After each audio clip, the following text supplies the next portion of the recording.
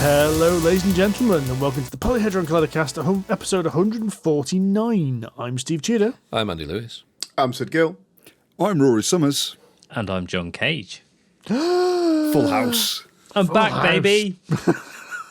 I was going to look up for the listeners, because there's probably a lot of listeners that don't know who you are, John, but John was a regular for a long time, like half the episodes. Yeah. And I was going to look on when you were last on and then got distracted. It was the 100th, wasn't it? Was the 100th, John? It was the 100th. It could be something like John's that. Or... been on more recently. John was on recently when we talked about an RPG that you were all playing that the name escapes me of now. Oh, Strahd. Oh, yeah, he Yes, came Strahd. on Strahd. You were on the Strahd episode. Previous to that, I think it was episode 100. Yeah, there you go. And anyway, John was allowed to pass out to UK Games Expo this year, so we thought we'd best invite him on, out of courtesy, It's very kind of you. You put the work in. You deserve to be here. I'd better go then. What about the rest of us, mate? Well, it's good to be back. It's good to be back. It is the Tuesday after UK Games Expo weekend, and I don't know about anyone else, but is anyone else still really, really tired? Oh, yeah. Oh, yeah. Yes. My back hurts. I keep telling you guys, book 2 days off. I feel all right. That wouldn't help. That wouldn't help my back. Oh, goodness, my calves still hurt, though. I did a lot of walking over those days. My feet just feel like I've walked about 5,000 times my normal steps in a week. In one weekend. According to my Apple Watch, I did average 16,000 steps a day that weekend. Wow. Good work. So, yeah. Talking of really big numbers, That's smooth. the UK Games Expo had some really big numbers, didn't they? It They did. did indeed. Yeah, so the final figures are out. Was it 39,000 unique and 65,000 attendees total, which is up a huge amount from last year's of 31 and 52 respectively. That's 20%. Yeah, That's 20% massive. bigger than it was last year. That is a lot of people. And in fact, I've got some really good photos showing just how many people are Yes. were there. It just, it's mind-boggling. Saturday was that was nuts. absolutely crazy, Yeah, wasn't it? You couldn't move. I went into Hall 1 once on Saturday, and it was a crush. Immediately regretted it. Immediately Yes. regretted it. Yeah. So I did that once, and then on Sunday, I don't know how many people were there on Sunday, but it felt like there was like me and 5 other people. It did But feel really quiet, actually. It was still a wasn't. good buzz. There was still a hell of a lot of people there. Yeah, It was lovely. It was pleasant. Sunday was perfect for me. It was just the right amount of folk. I wasn't banging into people, but there was enough excitement going round. That's what you want. Good Having balance. said that, though, it was still really tricky to get onto those really hot tables. Oh, you can get even onto on a Sunday. table. No, that's true. There were some of those games that you just could not get onto all day. So fair play to those games and those publishers. Next year is going to be interesting without Hall 1. Yes. So we're moving into a slightly bigger space because Expo is going to have halls 2, 3, 3A and 4. Whoa. But we won't have that kind of iconic Hall 1 because Tesla's got it. Tesla. Bastards. Wanker. Yeah, I don't know if that's meant to be public knowledge, but I know it, so I'm going to tell you. Well, it is now, unless Steve cuts it out. I didn't sign an NDA, so there That's we go. fair enough. Yeah, that's true. And also, actually, I noticed, speaking of hot, the last few years, the end of May has always been traditionally quite toasty, whereas this year was quite a pleasant temperature. None of us were sticking to chairs, which was actually pretty good. Except for when we recorded our live episode. Yeah. Because they turned the aircon on off in there because of course you don't want the aircon running for the recording. And by the end of it, it was getting a bit sticky. Yeah. On the Friday, I thought I'd be really clever this year because last time I went, I got way too hot. So I was like, right, shorts and t-shirt, it'll be great. I spent the whole day with like the hair on my arms standing up on end because it was so cold. I was quite warm the entire time. It was fine. Saturday was fine because, like you say, there were loads of people there. But Friday, it was a bit quieter and the aircon was still ready for lots of people, I reckon. Thursday evening was Friday evening, sorry, was interesting because we went to played some games in the open gaming room and the aircon must have been mega powerful because it was actually blowing the pieces around on our table. How it was possible to do this, I don't know. Yeah, bear in mind the air conditioning units are like 60 feet in the air above you. Yeah. Did anybody spill anything on them this year? Oh. No. And you know why? because you've learned you to had eat? a Tommy Tippy. He's got another biscuit in his mouth, just FYI. Let me get rid of my short bit out my That's mouth. 2 for 2 now, man. No Tommy Tippies. I took my own lunchbox with me, like a proper old man. So I only had my own sandwiches. I had me water with me with my like not spill cup on it, and my Was a Tommy thermos. Tippy. The thermos buddy, yeah. Thermos bros. That's what we were. Thermos Bros. Although on Sunday morning, I'm charging around the halls with my coffee cup, my travel coffee cup, and I'm glugging it down so hard. At one point, coffee did start just pouring out of my nose, Skills. which was just like, all right, at that point, I've had enough coffee. I'm going to stop now. I didn't get anything down me, but where we were setting up for a demo of SETI very late in the day, and I was a bit looking for a bit of sugar. I looked in my bag and found I had like a pot of mango, which got part of my Tesco meal deal. I'm tucking into this mango, no spoon or fork. And I realised, I'm about to play what might be the only copy of SETI currently existing with very sticky, mangoey fingers. So I have to find some you're tissues that quickly. guy. So if anyone touched SETI on Sunday, that was Steve's mango juice. They were touching. No. It was Steve's mango juice. My T-shirt came to the rescue at that point. Oh dear, So you brilliant. kind of got third party spillage on it. Yes. I managed to spin coffee down my shorts, but not my T-shirt. Only by virtue of the fact that the cup I was given leaked. It had the plastic top on it, so you drink from it, but instead of coming out the hole, some of it came out kind of like round the lip, and so you put the drop, and it just basically dripped off the bottom, which was quite irritating. So I just lost the lid and turned it into a proper cup. You see, you need to join Thermos Bros. Thermos Bros. With your holsters. Well, I've got a holster yet. That's next year's upgrade. Well, that's I love next that. year's, Hasn't got it yet. It's coming. It's definitely coming. I mean, you just look like a pro. You look like something. Let's leave it at that. I've got an old chalk bag, but it's still full of chalk from back in the day when I used to do climbing. That's a mistake you don't want to make. Well, used Steve to thought enjoy it was it. a dog treat bag at first when I first showed him. Sorry, I meant you don't want to confuse your chalk bag with your coffee. I didn't mean there's nothing wrong with climbing. Climbing's fine. I'll just have a nice hot coffee. At least you're not going to drop it. Got some good grip on that then. That's true. That's the hot tip for next year. Make sure you've pre-chalked your fingers before having your Korean fried chicken. Look out, board game publishers. We're coming and we've got chalky fingers. All of a sudden, we are instantly uninvited. I won't be able to resist the point of getting my hand covered in chalk, planting it on Sid's face and going, "Who do you serve?"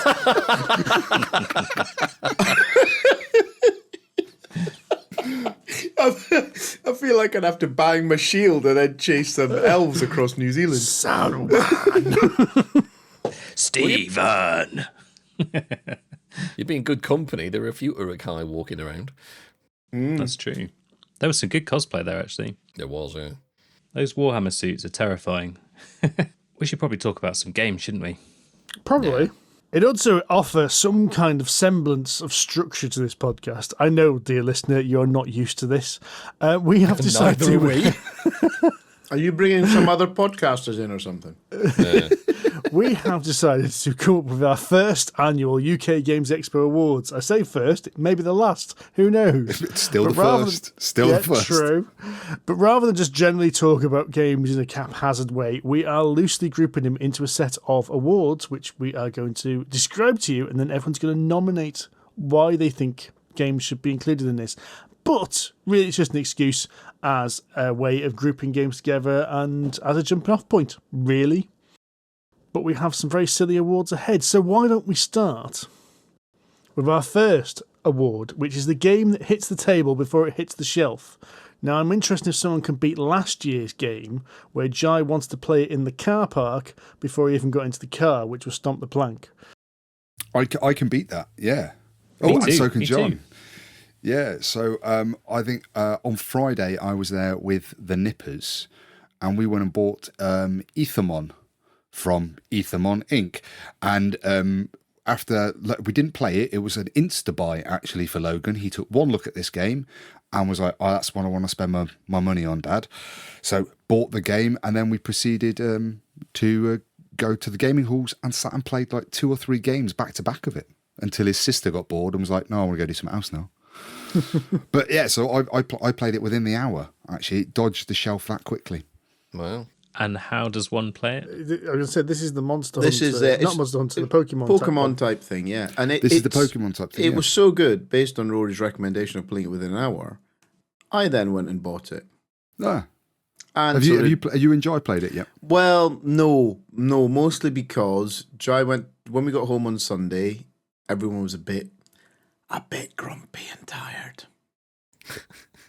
Is it just that you were grumpy and tired, and therefore everybody else was by default? I was so tired. I was in such a grumpy mood. There's no hiding from that. But no, it's sat downstairs. It's ready to go with all of its blingification. Oh, good stuff. So, but really simple game. You've got these animals that have been animal/monsters that have been merged with elements. So you've got a sun, a water, a wind, very Pokemon-esque. It's clearly been inspired by that, but it has this Japanese art style to it, which is a little bit more kind of sophisticated, a bit more grown up than I suppose like Pokemon is. And the idea is you lay this grid of cards out on the table, and you move in a co-op mode. You move the hunters to go and collect, and I'm going to try and collect sets of them. So I either want all three versions of the kind of the fire cat. So it has like 3 different stages, like evolutions in Pokemon, young, middle, and old. Or you've got like the really big beasties. So you've got like the ice gorilla, and I'm going to start collecting them. And the idea is you can only move the hunters orthogonally as far as you like a rook in chess. But your friends, the people you're playing with, have to then be able to move and collect, and they can only collect their sets. So you have to try and work out, I'm going to take this one so that you can take that one, so that you can take this one, so then I can take this one. So it's got a nice little co-op feel to it. There is a competitive mode, which we've not tried yet. Really nice, simple game. It's really great artwork, really. Great for the kids. And for 20 quid, it was a shoe-in, really. Yeah, it was a stonking bargain. Yeah. Absolutely. I really hope they have, like, essentially, for any other parents listening, if they have a colouring book, and I think more board game publishers should do this. If you're going to do a kids' game, put the files up on Board Game Geek or somewhere on your website that is a colouring book version of all the artwork in your game, because that is just an instant win for me as a parent when they're bored and it's raining and they really want to play the game.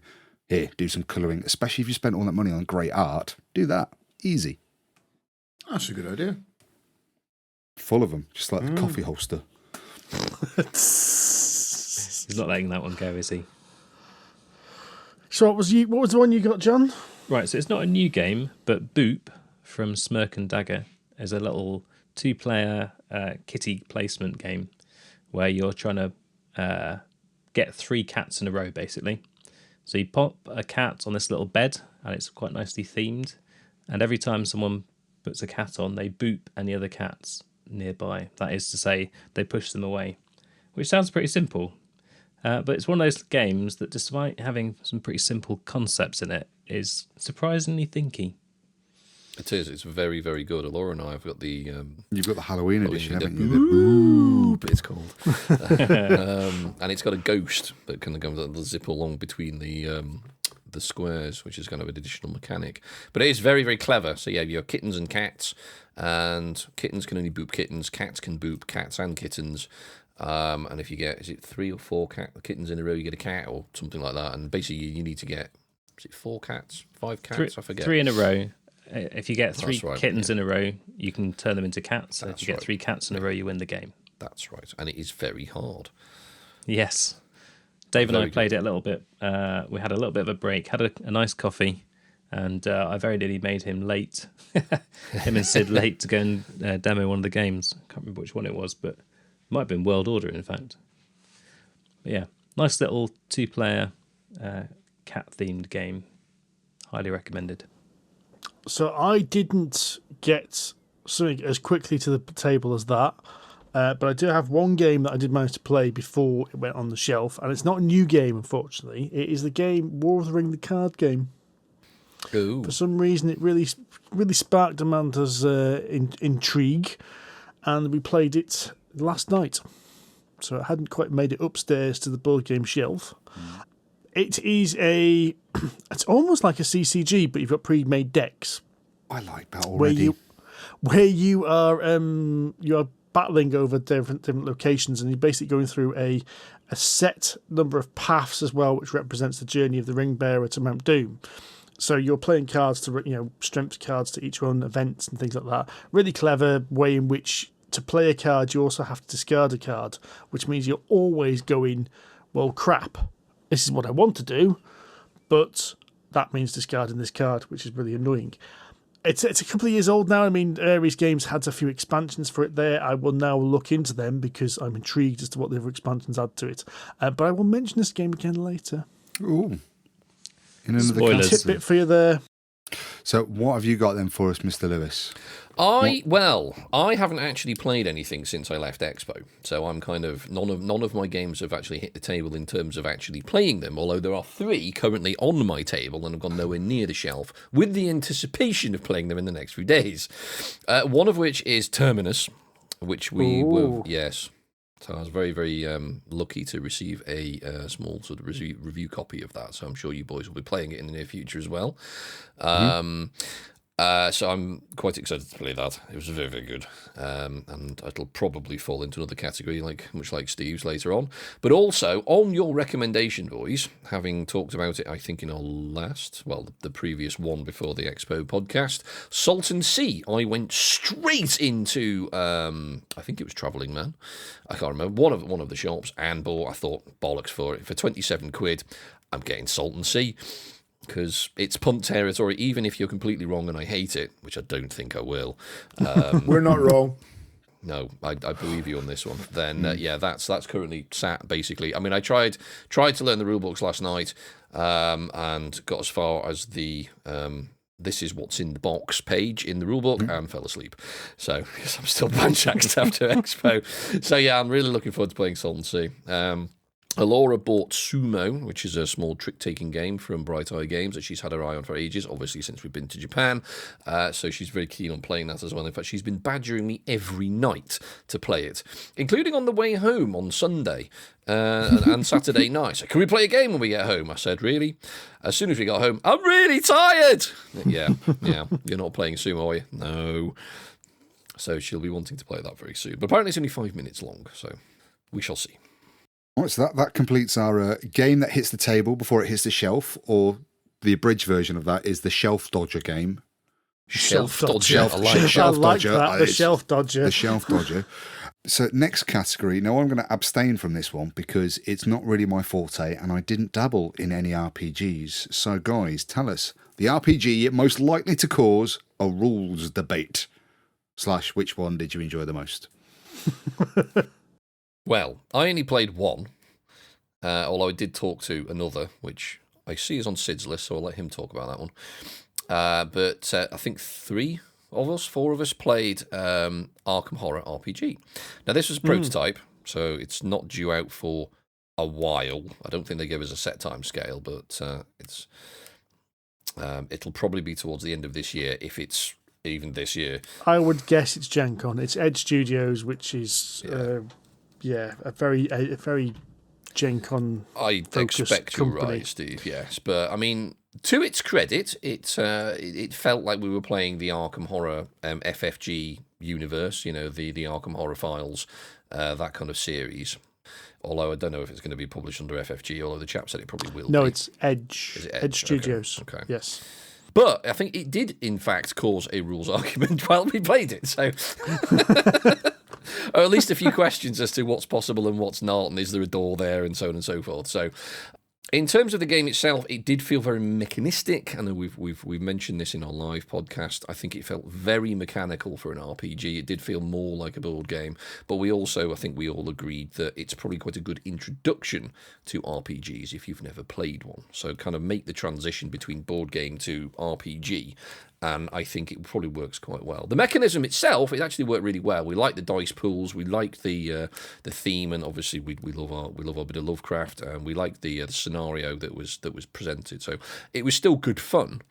I'm just not convinced it's a full-on RPG. But again, it was good. Well, see, I think you're right. I don't think it is a full-on RPG, but I think for what it is doing, it's the best of its kind I've seen in a long time. I think it is an absolutely excellent bridging game that will bring new players from board games to RPGs. It will give GMs a sandbox within which to learn if they've never done it before in a really safe environment. And also the other way, it'll bring RPGers into the Arkham board game universe. So on all counts, I think it hits a spot. And I was wrong about it before, and I hold my hand up to it. I slagged it off, and I was wrong. Well, I genuinely think it's worth saying that this was a prototype, and it was a very staged, fixed scenario. So I hold the caveat that whilst I didn't feel there was much opportunity for role-playing, there's probably quite a lot beyond the scenario, because we didn't get to see any of that. So it's as I understand fair to say it, there will be. What you guys played was actually specifically written as like a prequel to the starter set. Yeah. So it was meant to be a highlight reel of the mechanics and the system that you should be able to learn, pick up, and play within 45 minutes. I think that was the goal of what you were shown. And I think it worked for that. It was a really good demo. You know, it did show us. It showed us magic. It showed us guns. It showed us interaction with, you know, falling on our arse in mud, starting tractors, crashing through doors, doing it the Polyhedron Collider way, ignoring the objective of the 3 captured people in the stable and just basically shooting people in the face, things like that, you know. Yeah. It worked well. Okay, so we're open to see more of that then. Yes. Yes, definitely. Yeah, definitely. I would disagree with you, Andy. I don't think that this RPG would be most likely to cause a rule debate, because I actually found it pretty streamlined. And it could just be that we were all reasonably seasoned RPG players, but I don't think there really were many, if any, questions. The award title here is more of a thematic, just springing Exactly. off point job. Yeah. We're not. Otherwise, you're basically saying which is the most ambiguous RPG we looked at. Oh, that's a don't wanna say Modifius, that. without a doubt. Well, yeah, Oh, definitely. right, okay, let's not open that Let's can of not worms, open that boys. bag of bogs up. Let's Worms not get everywhere. bogged down. So go on then, John. Tell us, what was your favourite RPG experience / rules debate? Right. So I didn't actually play this one, but I was hovering around the stand for a bit at the old Pathfinder 2E, and they had these weird sofas at the stand. I still don't quite understand what they're up to, but That was a very weird stand. It was a very It odd was. stand. It didn't make any sense to me whatsoever. Where was it? It was behind Corvus Belly. It was on the opposite side of Corvus Belly. So it was by Corvus Belly and Two Thin Coats. Yes. That's what it was. Yeah, Okay. exactly. Yeah, It all right. was like Okay. a stand to have business meetings in, but without a coffee machine or a water cooler. It was really weird. Yeah. That's you've described it perfectly, chaps. yeah. So I spent quite a bit at the expo just lurking around, appreciating the fact that I wasn't being screamed at by my kids. And one particular bit, I was sat, just leaning against the wall, actually looking at some of the other stuff that's going on, and I happened to hit over here, like basically a bunch of geeks had sat themselves down on the sofas and were doing just that, having an argument about, I think it was something about a rule, something about what druids can and can't do. Nothing. Or some- That's what they can do. Nothing. That's why you along don't play those them. lines. Useless bastards they are. Sat in a circle playing Kumbaya, occasionally turning into a fish. That's what druids do. It wasn't that topic, but there was some heated debates going on about whether a rule worked in a particular way.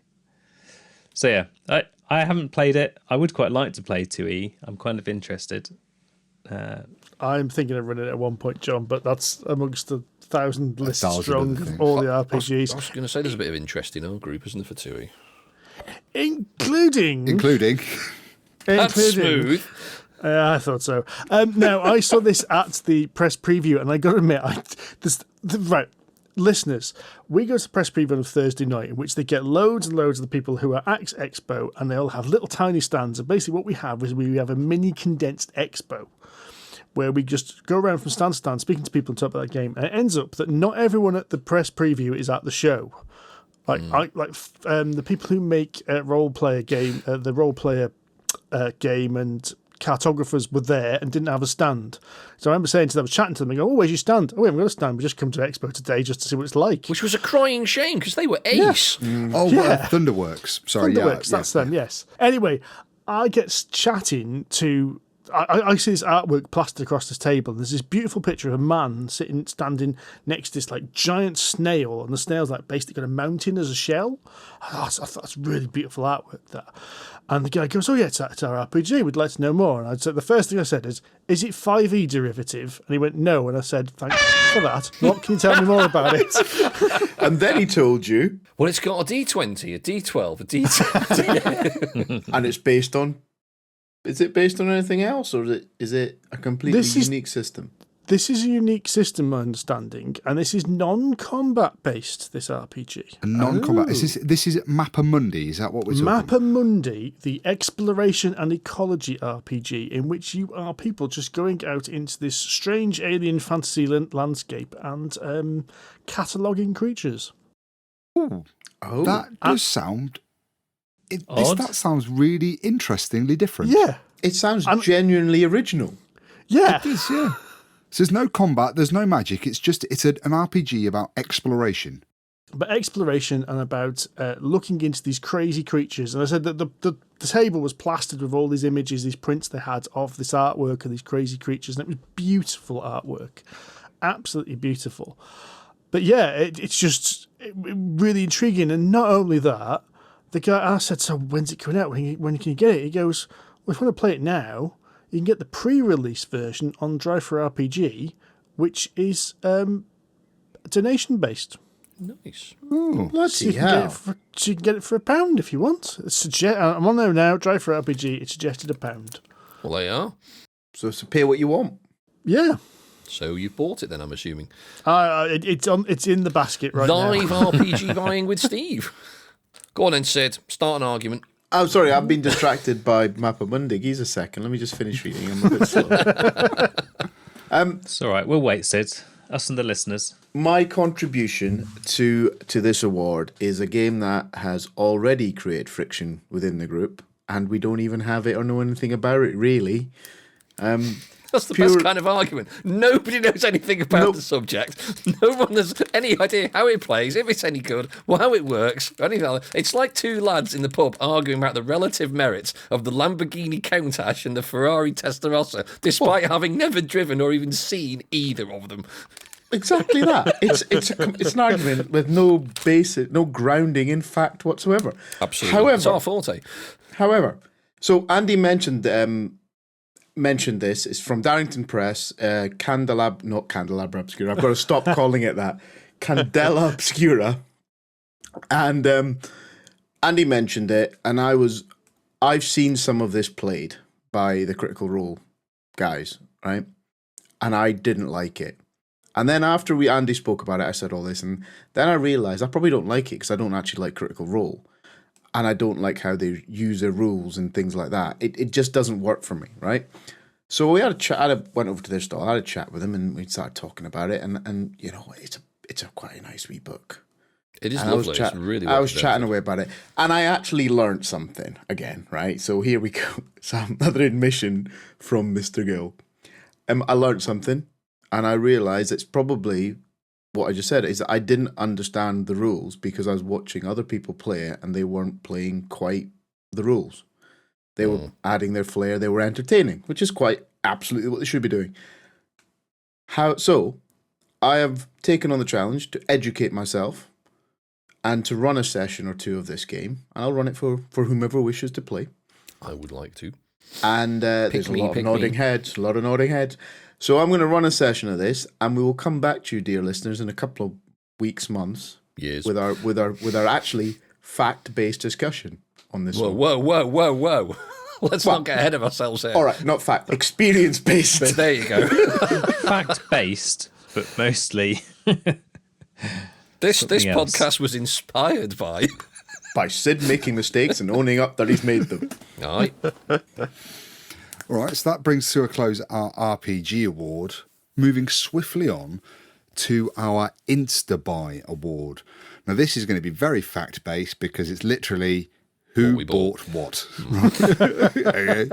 And how quickly did you buy it? Is it factual based on the past, or is it theoretical in the future? Because some of those games haven't come out yet. Both. So basically, Right, a game that you either bought after suppose the spirit of the Instabuy You is you saw this emotionally game and you bought just it. bought it. You bought it emotionally on the excitement, whether you played it, didn't play it, whether you're going to buy it the day it's released. Oh, wow. I need to change my answer for that. Sorry. Right. So while Steve is changing his answer for that, I'm going to go straight in. And I bought... Well, That he's derailed you there, mate. He's completely taken he's your not thunder. wrong. He's not wrong. well, technically that should go in the crowdfunding one, but it's all right, you know. No, multiple Okay, multiple entries. categories. But so I went and bought Loot, which is a cracking little tile placement game. I've played it a little bit on Board Game Arena, so I know it's good. It was only available for the first time at Expo, so I thought I'm certainly buying that. So I picked that up. Courtesans was another one. After one demo, I instantly went over to the Waterstones stand and bought that before they sold out, thankfully. I made the mistake of saying, I'll be around on Sunday. There's no point in joining the queue because I couldn't be asked. It was like 10 deep. And I thought, bollocks to it. I'm not going to join it for 16 quid. I want to buy it, but it'll be fine. Waterstones will have loads of stock. Bollocks, did they? Yeah, they did have loads of stock. They did. It was just really, really popular. Yeah. It was really popular, and for £16, It's a bargain. it was an absolute bargain. And the other game I bought was Amritsar. Now Amritsar isn't like a new game, but I've seen it around on Instagram, thanks to some of the people posting these very lovely pictures. So it's been a bit of a grail game for me for the last few weeks, and I finally spotted it. I was going to all the stands. Have you got Amritsar? Have you got Amritsar? And the first one that said yes, I bought it. So I've never played it. I don't even know a great deal about it, other than it looks really pretty and has a Mancala rondel action system. And I'm like, yeah, I'll play that. That's got my name all over it. That one. A Mancala Rondel. A Mancala rondel. Have you seen it? Go and have a look at Amritsar. I'm going to have to have a look. Beautiful. I'm not going to do it now because I'll get distracted. But I'll do it now. It's not like you. I know. Well, it's not involving buying anything. So, actually, no, it is. It's Instabuy. Fuck, I'm on it. Right. So while Andy's doing that, go on, John. What did you pick up, mate? Oh no, you distracted me as well. My notes gone. Right, anyone go. I should actually point out that I saw a Rory of this under his arm. I've never seen his Amritsar before in my life. It came out last year, I think. Was it 20? It's a 2023 game, so it came out last year. Yeah, you've never seen someone look so pleased with themselves with this game under his arm. Oh, it was that that's cat who got the this cream. I was just marching up and down those aisles. Yeah, I picked it up first thing Sunday morning. So after I snuck in Sunday morning, the first thing I did was went and buy this game before there was a queue. Nice. Oh, man. Right. I've got it. I found my list. Here we go. Go on. Okay. What did you buy? So I was recommended to go and play Faraway. It's good advice for You were gave you that. indeed. Solid game. Solid, I was solid told guy, by- that. I was told by 3 people that it was my kind of game. I should go and play it. In fact, I shouldn't even bother playing it. I should just go and buy it. But I went and played it first, and then by the time I'd finished playing it, they'd run out of stock. But I have ordered a copy of Faraway, so it's on its way. It's a little bit like Game of Trains, that one. It's bloody excellent. I mean, But a bit more complicated. how many other games do you get out there that score in reverse? It's just, it's really awesome. good. It's really good. I mean, for anyone that hasn't played this, it's all about like a story. You're laying 8 cards out, I think, if I remember correctly. Correct. Yeah. And each time you pull a card, you are placing it on your own tableau kind of thing. And the really clever thing is that when you come to the end of your 8 cards, you're not going to score them from start to finish. You're going to score them from finish to start. Yeah. So as you're going through building up your story of 8 cards, you're trying to think not about the card that you've just picked up, but the card that you're going to pick up next. Yeah. And then the one after that. And the one after that. But because it's a marketplace, you don't always know that the card you're going to want is going to so be you've there. got this, it's kind of like an action programming game where you're hedging your bets on what actions you're going to be able to program later on. Exactly that. It's bloody Really clever. clever. But it's a really simple premise. Yeah. They've just taken that mechanic and flipped it backwards, and it works wonderfully. Exactly. So yeah, I was very much sold on that. I was also going to mention some others, but they feature in other categories, so I'm going to leave it at that. Oh, okay. Oh, nice. Okay. Andy, how about you? Well, I have been drooling over since the press preview that Steve mentioned a game called Galactic Cruise, which is kind of not a Lacerda, although in every essence, including appearance, possibly because of the artwork by Eno Tool, the appearance, the production quality, the style of game, it looks like an Eagle Griffin Lacerda, but it isn't. But it's a very heavy euro, and I was drooling over that, although I never got to play it, unfortunately, because the stand with Mr. Paul Grogan demoing it was mobbed for 3 days solid. However, I have been eyeing it up on the shop, and I'm still in 2 minds as to whether to buy it or not. But one game I did actually insta-buy, having literally played the demo of it at the Phalanx stand, and then decided, yeah, it's a bit good, this. I bought Huang, which is their new... I'm going to say area control, but it isn't really area control. But it's about as close as I can think of describing it. But it's a really clever game once you get your head around it. It's mechanically really straightforward. The idea is you're basically just moving 5 leaders around China, trying to grow sort of areas which basically form kind of kingdoms, I suppose. But you can't have leaders of the same colour, because there's 5 colours on each side, in the same, or connected through the same sort of kingdom. So basically, if you can trace a path of hexes between one leader and the next, as long as if they're the same colour, then a war or a revolt will break out, and bad things can happen. Really, really clever. So literally on your turn, you're putting 2 tiles down on the map. That's it, and then it's the next player. So it's really straightforward mechanically. But then if a war kicks off, it's expensive all round. Everyone's going to lose. So you really got to think about whether you want to kick something off, because if you join 2 kingdoms, you'll start a war, and it's entirely possible you'll have one of your leaders on each side of that war. So you've got to make a really, really strong decision about, do I support one side or the other? And I came a cropper of that. I wouldn't say grumpy, but... I would definitely say you were grumpy. Just generally. Yeah. When in doubt, Andy's grumpy. Yeah, I questioned what was going on when basically I won the war and I felt like I was the one getting the shoeing. But then the guy demoing it turned around and said, did you score any points for this? I said, yes. He says, well, there you go then. I said, yeah, fair point. So this is the Reign of Knizia remake, Yes. isn't it? It's Yes, it Tigris is. and Euphrates, I think. Oh, is it? Yeah, it's the remake of that, which Tigris and Euphrates, I think, is just outside the top 100 as well. Yes, it so is. Yes. This, as I understand it, Huang is Tigris and Euphrates and the expansion all wrapped up in one and then rebranded. So it takes it from that Mesopotamian. Whatever. Yes, you're right. Yeah. Yeah, takes it from that and rebrands it into China. Yeah. Right. I mean, yes, Tigris and Euphrates was last reprinted by FFG when they did like a little range of Euro games. There's like a very short-lived range, and it's considered like one of the best board games ever. Right. So for them to re-implement it in this harangue, I'm really intrigued now because I've not played Tigris and Euphrates either. So I'm intrigued by this. I mean, harangue. Phalanx really do a good job of that. They took Discworld by Martin Lawrence and turned it into Nantinarkin. They take Tigris and Euphrates. Martin Wallace. Yeah, that's what I said, wasn't it? No, he said Martin Lawrence, who I believe is a stand-up comedian. He's an actor in Bad Boys. He's in Bad Boys. Bad Boys. That's the one. Sorry. Right. Which reminds me, I want to see the new film. But anyway, carry on. We're going to have to get a replay on that one. I'm sure I didn't say Martin Lawrence. But Definitely did.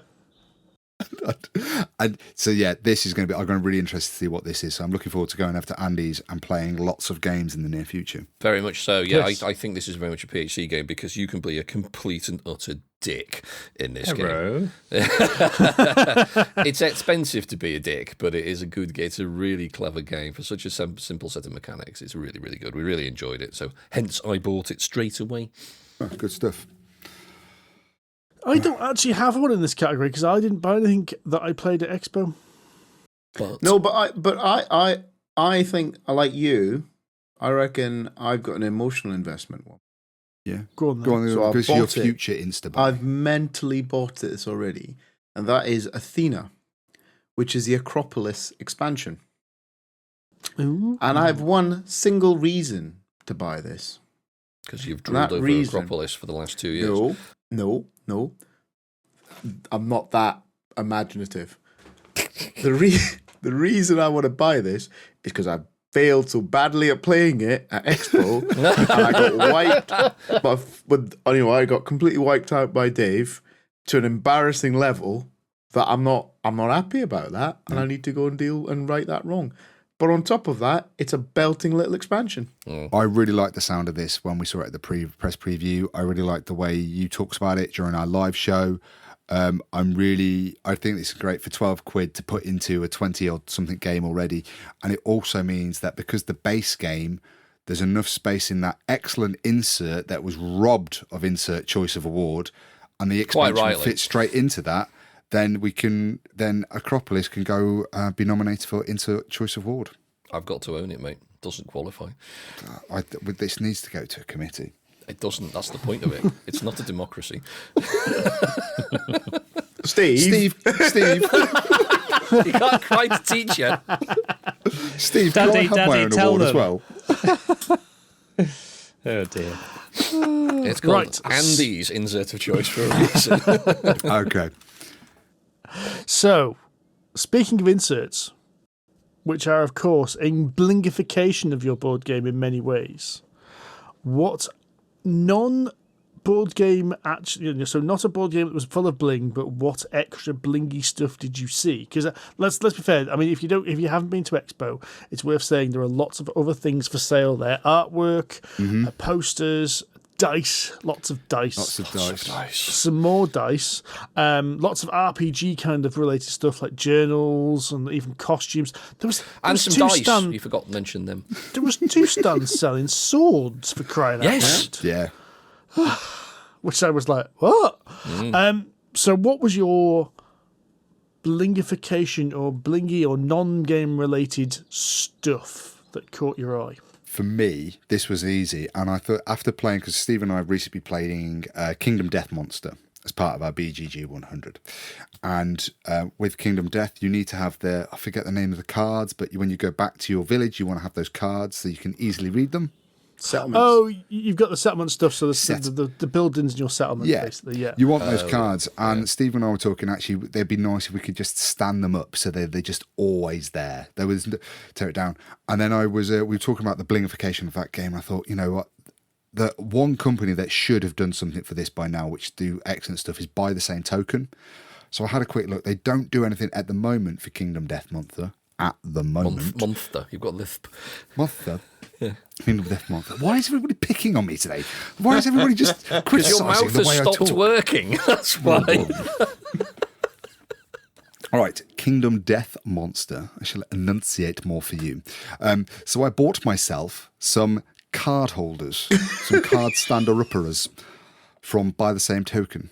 They're £1.89 each, and they fit together, and hopefully they'll keep those cards standing nice and erect all evening long. I say, Mr. Darcy, you've said a rude word. Oh, God. One wouldn't want your card falling over floppy now, would one? One would not want one's card falling over getting floppy. Well, to carry on the theme, my blindification was a bit of bush. Nice. Sid's gone. We've broken him. And a bit of scrub and some leaves. I spent far too much money at the Game of Grass stand. So Game of Grass quite literally just make grass tufts of board games and little leaves and ferns and things like that. And I made the mistake, and this is a mistake, of going there. On a Sunday, Amanda came to Expo, and Amanda has this thing where if she says, if you want to, just buy it. You know, I think most wives don't work like this. So I said, oh, maybe I'll get this set. She goes, but don't you want that set? Yeah, but I shouldn't get both. No, get both sets. Oh, I can get the leaves as well, and the ferns. So I basically spent a lot of money on little grass tufts to put on my miniature bases. In various colours. You did what I was going to do. Yes. Well, I did get the sales part got me basically, because they had the box sets, and the box sets they said, oh, it's the same price as buying all the tufts separately, but you also get the really cool tweezers and an extra pot of glue. Sold. That's it. Sold. So there we go then. Oh man, they saw you coming, didn't they? They saw you coming. They did. They saw him coming, and then through the very same window, they saw my wife come in and did the same to her. Oh no.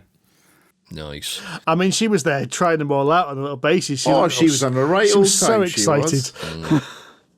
They do make some good stuff. fair dues. That was a really simple but well laid out stand. They just had some tables and some lights, glue, tufts, bases. Grab a base, grab a couple of tufts, give it a go.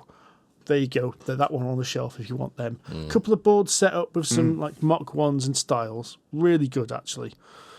They're also now I've got loads and loads of different ones from Army Painter, which are broadly the same. But the one thing I quite like the look of in Gamers Grass is they do not only just different sizes but different shapes as well. It's not just a round tuft. You get kind of like kidney shapes or like a big tuft stuck to a little tuft, so you can either split them up or cut them to bits or whatever, which I thought was quite nice. And now I'm regretting not buying any, but never mind. But what did you buy, Andy? Well, I got talking to Catherine at Honey Badger Studios, Honey Badger Games, which we do, to be fair, we say hello every year. And we were sampling the Burgundy tea? Merlot tea. Merlot tea. Merlot yes, tea. at the time. Yes. And there were a couple of items on her stand that caught my eye. One was the week's supply, or engineer's week's supply, of a 800 gram tin of tea. 1,000 grams. Was it 1,000 grams? It was only 800. Okay, it's a full kilo. Yeah. Which we jokingly said would last Sid 3 days. Yeah. Optimistically. But also, she had a couple of whacking great wooden tankards with rope handles and thermos inserts, and I thought, and for me, and I said, these are nice. She says, yeah, they're this much each, and you get a discount if you buy 2 of them. I thought, all right then. So I did. The thing that clinched it was, well, yeah, she usually does, but to be fair, she usually sees a Laura coming because always comes back with a load of flavoured jellies because she does tubes of sort of the D&D kind of sizes of dice, but as shaped like flavoured jellies, which are really good. The rhubarb and custard ones are particularly tasty. But she said, oh yeah, we've only got 15 left. Right, I'm having them right now. All 15. All 15. Only the 2. I was tempted to buy the third because there's 3 designs, but I thought, no, 2 is plenty. Andy in restraint, shocker. They're not cheap, though. No, they are not cheap, but they're lovely. I've drunk from them a few times. So, yeah, technically, they've actually hit the table before they hit my shelf. Shelf dodging tankards. Shelf dodging tankards. So, yeah, I got home and made a full brew, and it does stay hot for a long time. The only downside is because the wood's been treated, obviously, with varnish and stain and stuff like that, the first few mugfuls do taste a little varnishy. It's wearing off now. I've washed it a couple of times, but there is a little bit of a kind of woodish taste to it.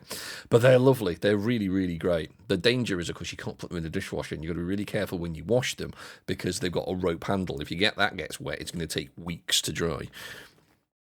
But they do look very nice, though. Oh yeah, they do. Go on then, Sid. John. Oh, no, we've already touched on mine. My one was, and it was more of a. I quite like the idea of this, but as the boys said, I drink far too much of it. But that was the Merlot tea. I was really surprised by it. It looked awesome. It's like a bright red tea, like a fruit infusion herbal tea type thing. I think it had hibiscus in it and things like that. But it was, it's Honey Badger Games again. And it was just really nice. And then while we were drinking the tea, Andy was being diverted by the tankards. So I was supporting a small business, is what I was doing. Propping them up, mate. Yeah. Do you know what? I'm not ashamed. It's a good little business and it's good product. I have to say the Paladin tea, the white tea that they make, I think we sampled last year, it was like that, and the Sorcerer one, they're bloody good as well. Paladin tea is really refreshing, really nice. I was tempted by the mugs, but it was the rope handles that put me off for exactly the reason you explained. You can't stick too with the high dishwasher. maintenance. It's actually fine. You just need to rinse them and wipe them. It's okay. Very good. So I was going to mention that I saw a lot of dice, and I'm ashamed to say I didn't make note of the shops that were selling them, but there were, oh my God, there were so many. There's a lot of dice at Expo. There's like enormous ones, metal ones that we could definitely kill a robber with. Yeah. But the ones that really caught my eye, you could get ones now that have got a liquid core that have got glitter inside them. So when you roll it, it looks like there's some sort of magic going on, which I think, if you're a sorcerer or something like that doing an RPG, they just look amazing. And I was this close to buying some. That sounds like cheating dice, though. Well, I mean, you need a solid, reliable Queen's Imperial kind of standard dice core.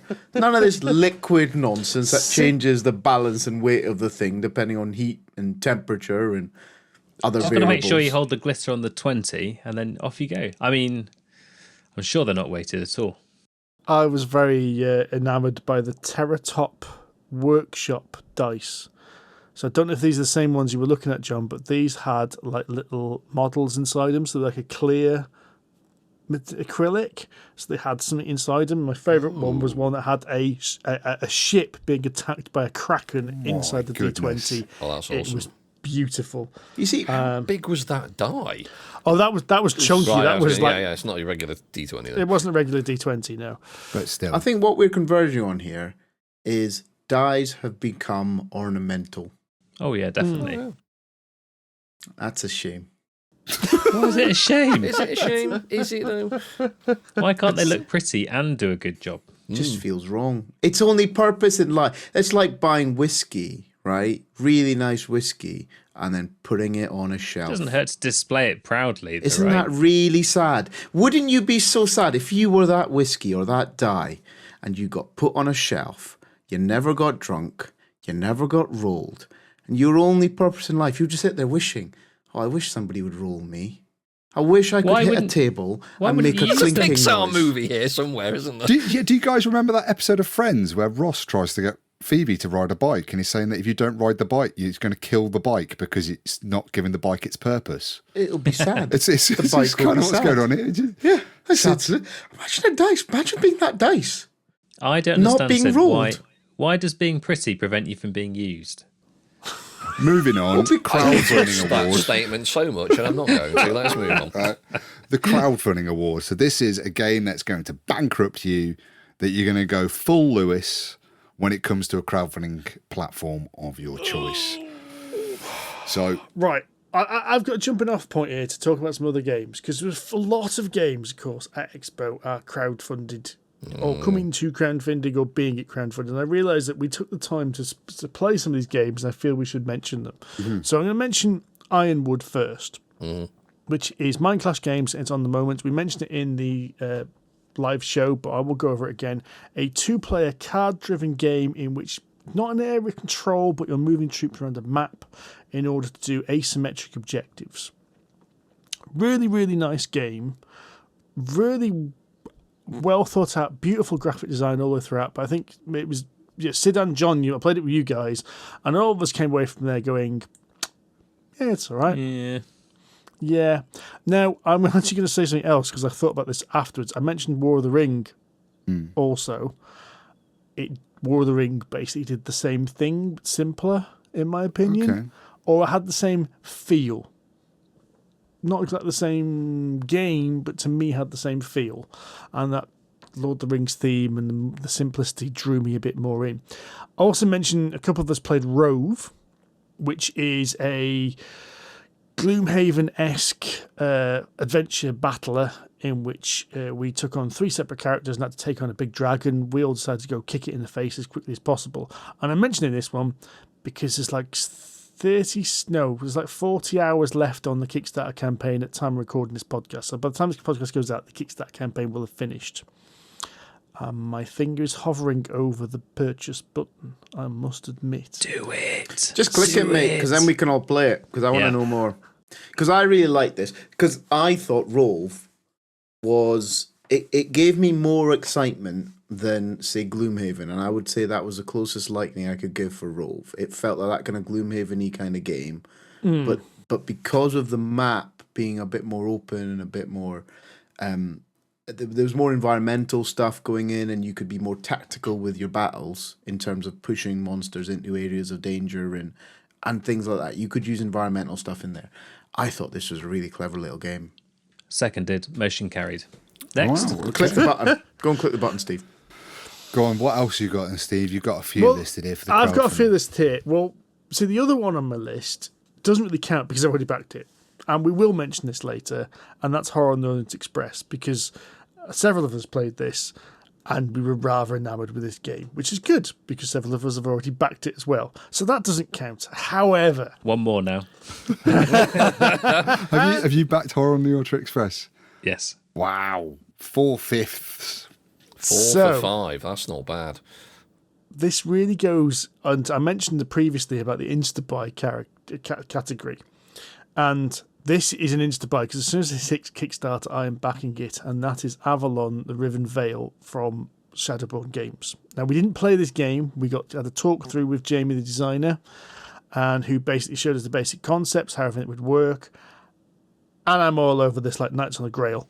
I really am. I mean, area control, battling, big monsters, big miniatures, an area control board game that gets revealed as you play. So the map is going to be different, and you're not going to know what the map is until you're halfway through the game. That's cool. Balanced between, you can play 2, 3, 4 players. And it's balanced for those. Obviously, 2-player feels like it's thematically where it should be, but there's going to be other factions to play. Lots of little monsters are going to be added to your sides. It ticked all the boxes for me. It felt like what things like Blood Rage could be with that kind of more British-y tint to them, if that makes sense. Not as criticising Blood Rage, but yeah, really, I'm all over this when it comes out of crowdfunding. Really am. My only hesitation about backing it is that if I move my chair slightly, can you guys see what's here in shrink wrap Yes. still? An entire column of... Are you playing my like God. Oh, some Swan. kind of Kallax Tetris there and Oathsworn's won? Is it I've just got to going to make sure. disappear? I've got to make sure it's vertically, because if it goes horizontal, then whoop, off it goes. Did you hear? Yeah. I was chatting to Jamie. An interesting thing I thought is there's over 200 unique pieces of art in Avalon, the Riven Veil, and the whole game was kind of inspired when he had COVID. He had like a fever dream. Yes. Had COVID, woke up from this massive fever dream, and just started writing down all these notes about the game, and that is how Avalon, the Riven Veil got created. And he had like this really specific look for it from this dream. And he then went and hunted down an artist that had similar art style to how he had imagined it in his COVID fever dream. I thought that was really cool. He was properly excited when he was explaining that bit. Like, you could properly see like there was a real like moment of an epiphany. That's the word I was looking for. All right, put your hands up if you are. When I say put your hands up, I mean do it audibly because we are a podcast. Who else wants to put horror on the Orient? Oh, That's 3. who else would like to add horror on the Orient Express to their list for this category? Yes. Yep. I already have, so by default, right. yes. Fair enough. Yeah, it's a done deal, really, isn't it? I mean, it's funded and gone, so I don't get a choice now. No, that's fair enough. But whilst I'm on the subject, we did play World Order. Blue Monday, as I Blue keep Monday. calling it now. It's not New Order, mate. It's World Order. I was New, really new World confused. Order, World Order, New Order. I couldn't work out what the hell it was. It was two of those 3 words in a sentence. Blue Monday stuck in my head, so I'm going with Blue I didn't Monday. know what that was. So when I saw Blue Monday on the show notes, I stuck it into Board Game Geek thinking it was a game that I'd missed. You should know better when Sid gets on this. But yeah, no, we played World Order with Vangelis, one of the designers of Hegemony and of World Order. And since we gave Hegemony our Game of the Year in 2023, we thought this is probably worth checking out. And we were not wrong. It's bloody good. It's still in design at the moment. I think the Kickstarter is going to be due out at the end of the year, is their plan. And it's slightly lighter than Hegemony, although to be fair, that's not difficult. It's still got that unique play a card, do a thing mechanic that, kicks off so many things. It's a nice twist on the asymmetric Hegemony style. So everyone's still playing a sort of an asymmetric system, with each player playing as a global world power. And each power has its own kind of strengths and weaknesses.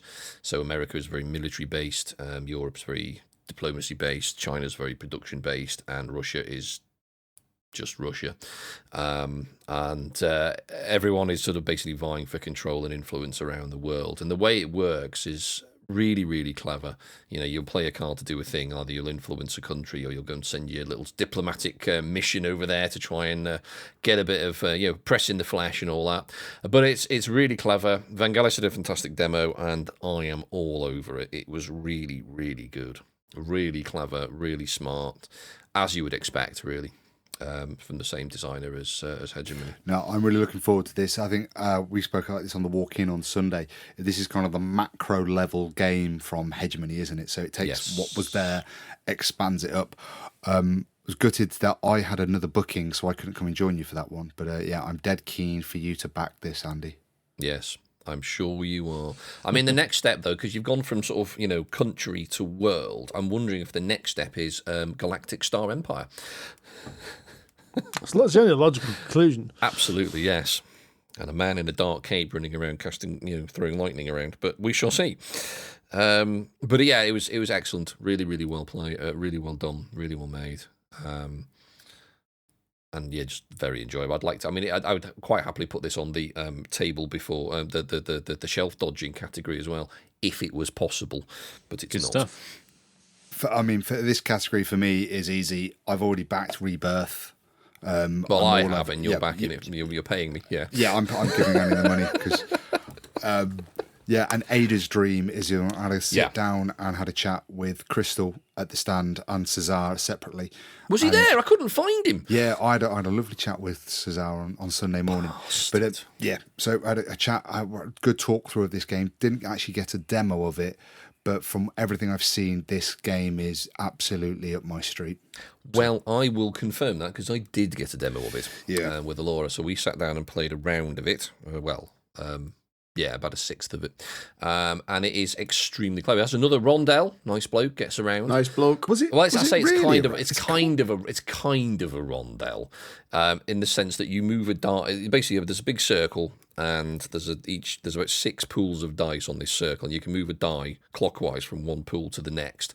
And if you move, you can basically budge out something that's equal to or lower than the value of the die you move.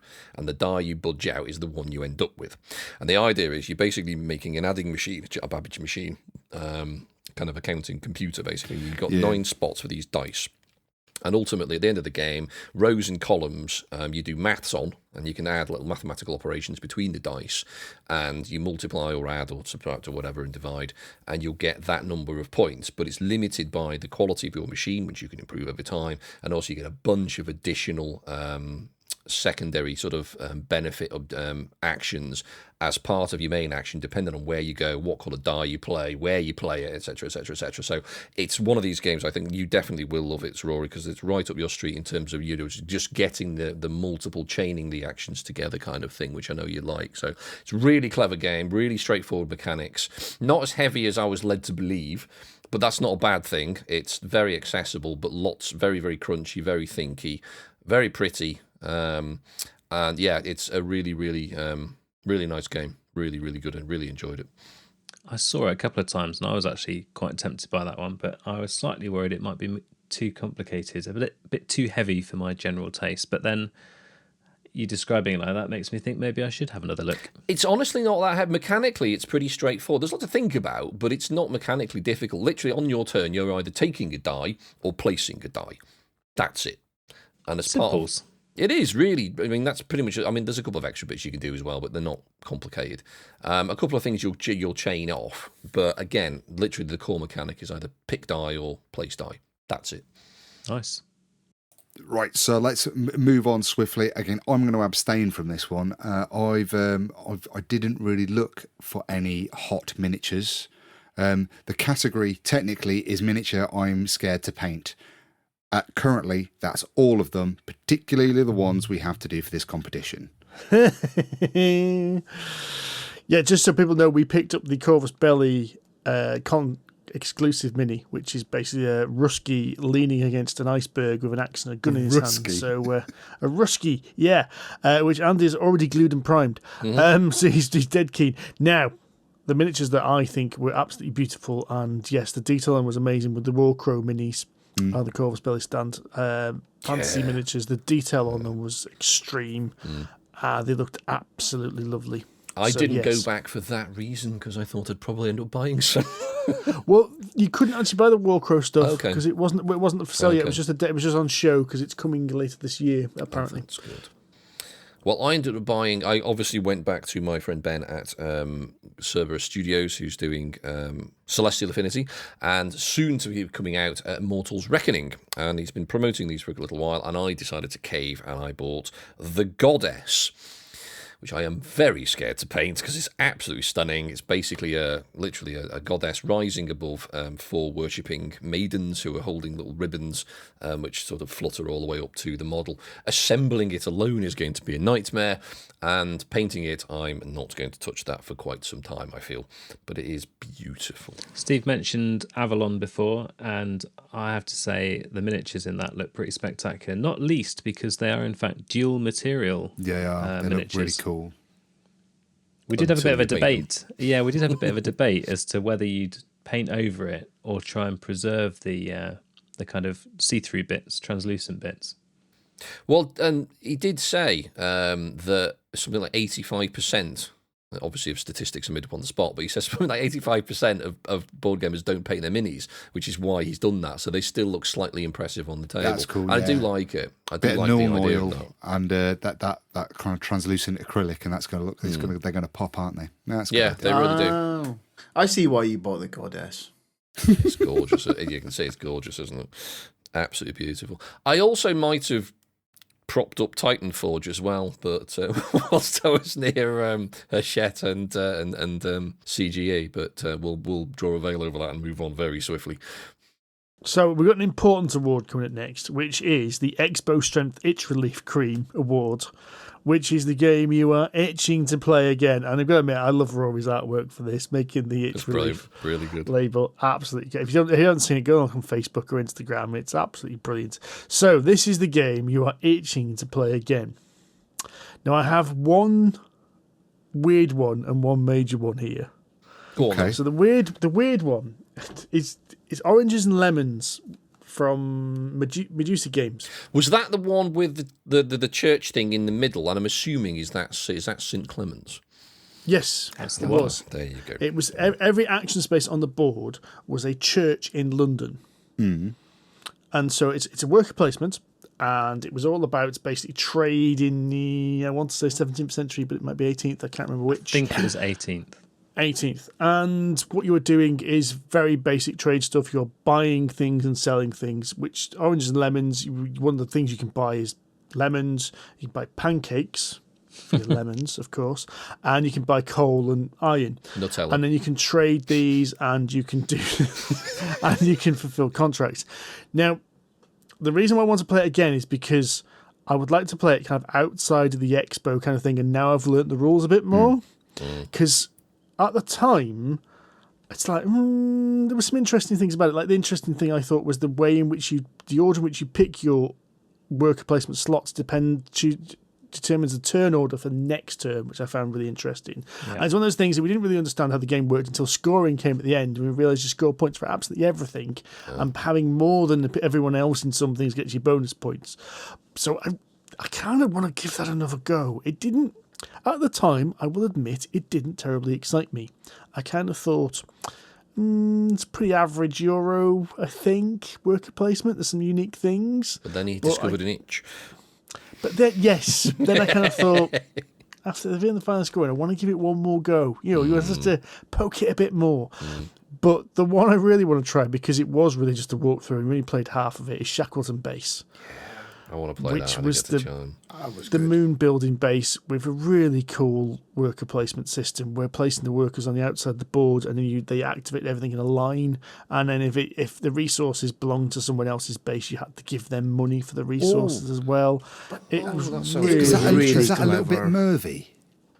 well. It's by the same designer. Yes, so yeah, that's good. yeah. But it was the fact that you could choose different amounts of certain colours of workers at each round as well. So you didn't, you might have picked an evenly balanced set of yellows, reds, and blue workers, or you could have more yellows, less blues. Gutted I didn't get to play this And one. you got Yeah, different likewise. you got different starting resources when you did that every round. It was shit hot. Yeah, I really made like my head games by Is hard. that going to Instaback as well, or is that just going to be hitting the shelves? That's retail, I retail. believe. It's retail. It was on Hachette, so this is, I think, is it Studio H, this one? Or is it No, Sorry this We're Not is French? Sorry We're French. Yeah, Sorry We're French. Is it already out? Because it looked very... No, prototypey. it's not in retail yet, but it's not going to go into any crowdfunder. Yeah, So it's going to be it's- Essen, I assume. If not slightly before that, but yeah. It's out this summer, autumn. Okay. That's a great show. Mine for this one, Expo Strength Relief Itch Cream, was Lord of the Rings Duel for Middle-earth. I absolutely loved this game. I played as the good guys in this, and I would, because you can play as either essentially the Fellowship or Saruman and his horde. And I would love to try and play it as the other side and see how it works. I love the area control aspect of this, the map. I love all the changes. It's not just a kind of re-theme of Seven Wonders Duel, which I love. There's some new clever things going on in there as well. Would you say you could own both? You absolutely could own both. It is, yeah. Yeah, it's the only thing they really have in common is the pyramid of cards. Okay. After the pyramid of cards, there is a track which you move along, but instead of the military track where you're going backwards and forwards, it's actually so just one direction. That's going from the Shire to Mordor, and you're being chased. One Direction are in Mordor. That's One Direction are in all right.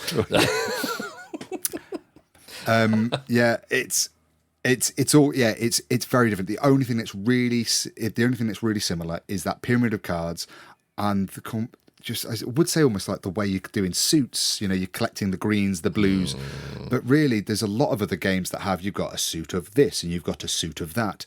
I wouldn't really say that's unique to Seven Wonders Duel myself. Sure.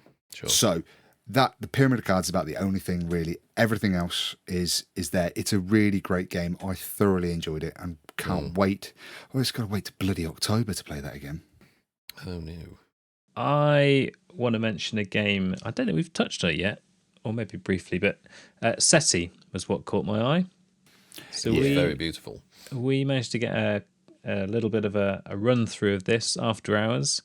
This is a board game for 1 to 4 people, and essentially you're searching for extraterrestrial life outside of our solar system. So you're launching satellites, you're landing probes on little planets and asteroids.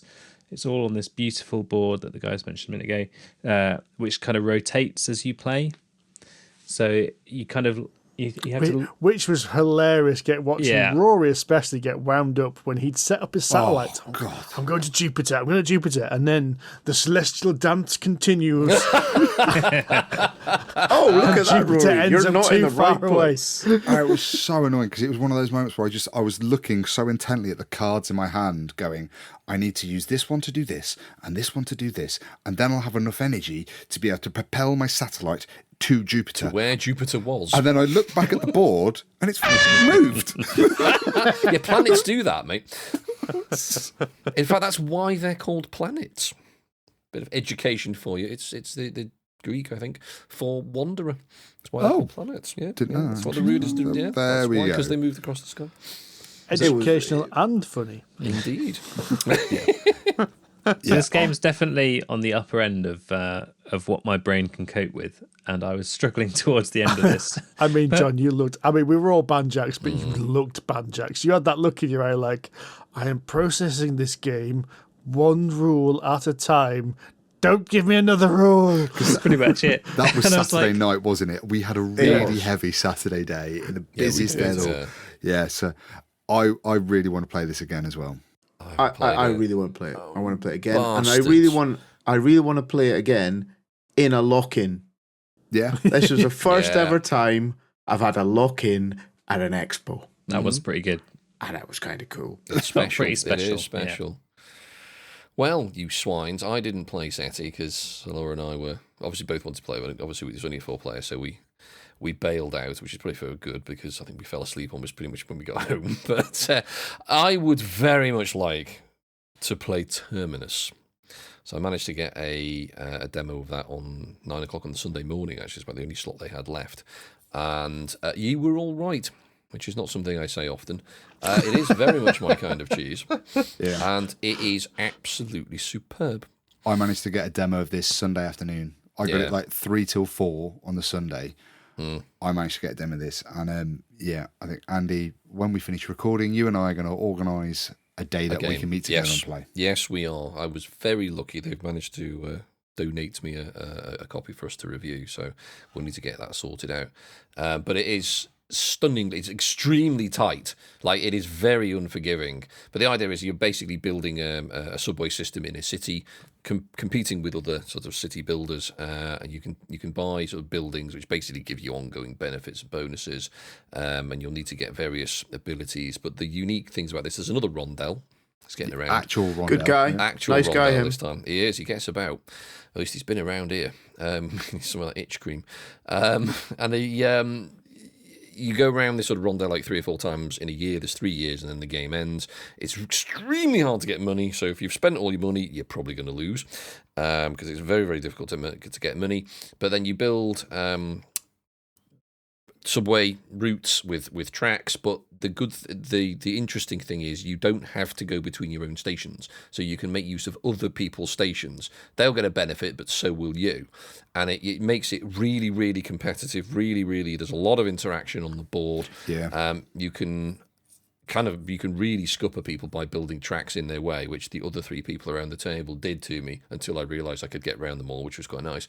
But you've really got to think ahead. You've really got to think about exactly what you're going to do, because it is quite unforgiving, which is why I want to play it again. Because it was really, really clever, really good, really well made. Production values are fantastic, very clear, really great iconography, and it's just such a clever game.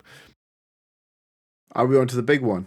We're on to the big one, because I think your games are already mentioned. We've already mentioned yours, haven't we, Sid? Yeah, let's go to the big one. Let's go to the big one. Okay, so Sid, do you want to talk us through what is this one called? Right, this is going to be the thing of the future, dear listeners. Honestly, you'll be talking about this every day, and that is the PHC. It's definitely not shit award. Nice. It needs a fanfare. It should be said. What we're saying here is it's definitely not shit. Get playing. It's definitely not. Yeah, exactly that. So I've gone a slightly different way to you guys with this one. I think because looking at our notes, apart from John, everyone else has written the same thing here. So I'm going to go with a game that I was not expecting to enjoy, and actually did, and I actually think this is not a shit game and it's worthwhile. However, it's not our usual cup of tea. This is a game that I played with the kids, but as much as I played it with the kids and it is a family game, I was surprised by how good it was. And this is Chronicles of Light. This is Disney. This is the Disney's Chronicle of Light game. I talked about this in the live show. So this is a co-op game where you are Disney princesses running around the world, running around that fantasy world, trying to destroy the shadows. And the thing I thought that was really good about this, and the thing that makes this game not shit, is it did something interesting with the co-op mechanic. Each player has 5 different actions they can take, all slightly different powers. I wouldn't go as far as to say it's asymmetric, but between you and your teammates, you will only take 6 actions altogether. And I thought that was really clever. That's pretty tight. You have to actually have a discussion about what you're going to do, how you're going to do it, and how you're going to achieve it. Because the shadow, it actually accelerates. It actually gets really, really bad really, really quickly. So you're having to constantly firefight as well as pursue your own mini quests. And you really have to work together about how best you're going to do stuff. So it's not like Pandemic or Horrified or trying to think of another good, or any of the other good co-ops. Name another good co-op where it's just like, I've got these actions, it's my turn, I will do this thing. Like Spirit Island even though you can take your turns in any order, I'm going to do all of my things. You can't, not everybody can do all of their own things, and you have to have that conversation. And I thought that was really good. I was surprised at how much I enjoyed it, and I was really surprised at how much my son enjoyed it. I didn't think he was going to like this at all. And he really got into it. And even my daughter at 5 years old, it was simple enough for her to get it and for us, the 3 of us, to have a conversation about what and how we were going to do stuff. Definitely not Sounds shit. Very cool. We tried to play this on Sunday and couldn't get anywhere near it. Yeah. If it didn't have a Disney theme, if this was a Star Wars theme, I think you'd have more people looking at this. I think it is the Disney princess might make you think maybe not for me. But you could, I think that premise could easily be ramped up to a more serious adult gamer thing. Really clever. Really enjoyed it. Now, me, Andy, and Sid have all written the same game here. With good reason. That's because we're right. Yeah, that's because we're right. We are right. Now, the reason why we should mention this is in the not shit category is because when big Kickstarters come along that have miniatures, there's a worry that there's a gimmick, especially when the board is a train.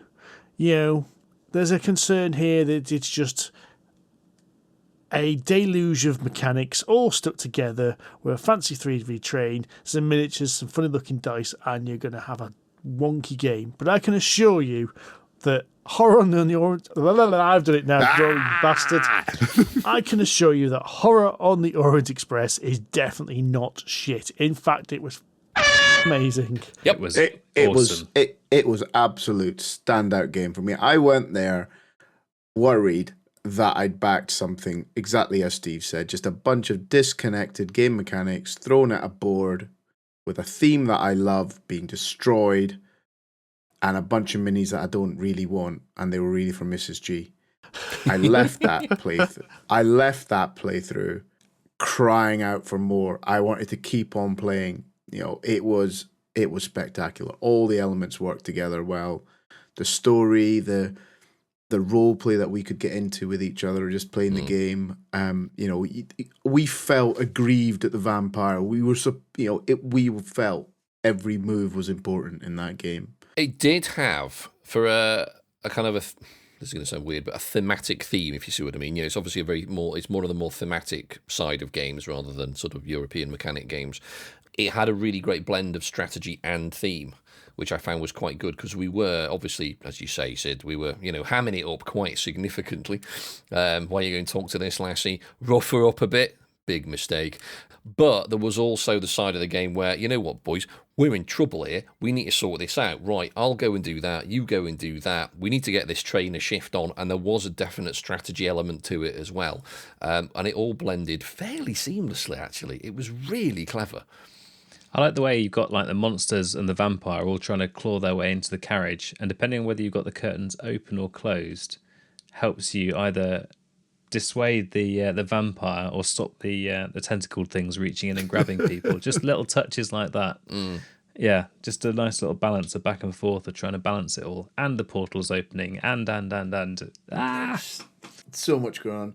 It is fantastic. It's still open on GameFound, I think, for late pledges. Yes, it is. Yep, I checked. So before. honestly, if you like co-op Cthulhu games, I think this is going to be an absolute star of next year when it comes out. It's a no-brainer. Properly, it's an absolute belter. Well, you have no brain after going mad, so yeah. There you go. Right, so do I need to mail off the award to Chaosium for Horror on the Orient Express? Yeah, yes, you do. Yeah. Yes, you do.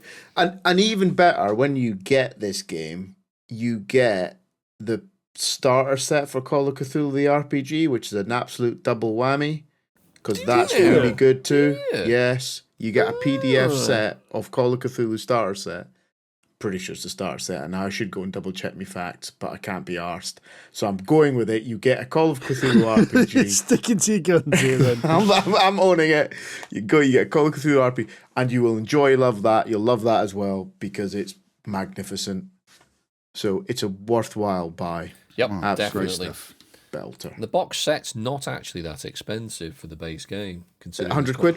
Yeah. So, I mean, okay, it's not... In board gaming terms these days, it's... But yeah. You're getting a lot of game, you're getting a lot of components, you're getting decent components. Yes. And you can bling the shit out of it if you want. But the base game itself is about 100 quid. Oh, brilliant. All right. So is that the end of our UK Games Expo 2024 highlight show? I believe it is, mainly because we are running out of time very quickly. But we do have one question. Much like the people on the Orient Express, running out of time. we do have one question, which I think we've got time for. What was the culinary highlight of the expo? The burritos. The burritos were amazing. Yeah, it was one of the stands at the Hilton. I don't think they've been there before. Mexican burritos. It was brisket, braised brisket for 12 hours, and it was laced with jalapenos and sauce of choice and various other bits and bobs. It was belting, honestly. It was that dense you could have thrown it and killed someone. It was brilliant. Oh. I'm still impressed with Sid's cup of coffee, to be fair. Sid had a thermos of coffee and we were sipping it at 6 o'clock and he made it 12 hours ago and it's still piping hot. Yeah, I was those well thermoses are brilliant. Yeah, it was like tar. Yeah, I mean, it came out like ink, squid ink. It looked like we poured it out. Rocket fuel. You say that. Rocket fuel. I went to empty my thermos Saturday morning and realised there was still loads of coffee in there. So my Saturday morning cup of coffee was the one I made Friday morning, and it was still hot. It was brilliant. Should have got on this thermos business ages ago. It's brilliant. But yeah, there we go. Thank you very much for listening. I hope you've enjoyed this rundown of what you saw at the expo. We'll be back next time with a proper episode, which we are galloping towards episode 150, and I don't know whether we're going to do anything special with that. Probably not, but we'll see. Until then, if you enjoyed us, please give us a comment, give us a like, share us with your friends, or leave us a review on your podcast platform of choice. You can find us on Facebook, Instagram, Threads, and Board Game Geek Guild 2726. Also, don't forget to check out our show sponsor, Kienda. There is a link to them in this show notes where you get a discount on your order of a board game. Until next time, happy gaming. Ta-ra. Cheerio. Bye-bye. Catch you later.